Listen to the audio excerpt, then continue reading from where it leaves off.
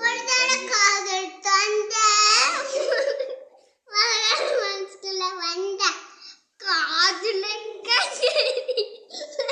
சிரிக்காம படுறா, சிரிப்பா வருமா? சிரிக்காம படிங்க. அக்கா ஒரு தடவை காதல் தந்த வந்த